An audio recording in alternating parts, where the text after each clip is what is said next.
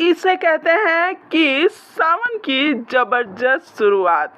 पवन सिंह जी के गाने पे क्वीन शालिनी जी का कुछ ऐसा हटकर वीडियो आया है सामने, जो मैं आपको आगे दिखाने वाली हूँ। उससे पहले यही कहूँगी कि मेरे चैनल को सब्सक्राइब कर दे और वीडियो को लाइक करना बिल्कुल ना भूले। जी हाँ, बारिश में आग लगा रही हैं क्वीन शालिनी जी। क्वीन शालिनी जी का सोशल मीडिया पे एक नहीं करीब 10 वीडियो वायरल हो रहा है, जिसमें वो बारिश में काफ़ी अच्छा डांस करी। आप देख सकते हैं पवन सिंह जी के गाने, कुछ हिंदी सॉन्ग, कुछ और भी आर्टिस्ट के गाने, बहुत सारे गाने पे उन्होंने वीडियो बनाया है और वीडियो इस समय अलग लेवल पे चला गया है। आपको वीडियो कैसा लग रहा है हमें कमेंट में ज़रूर बताइएगा। और पवन सिंह और क्वीन शालिनी जी का जल्द ही एक बोल बम गाना आने वाला है, जिसकी चर्चा हो रही है।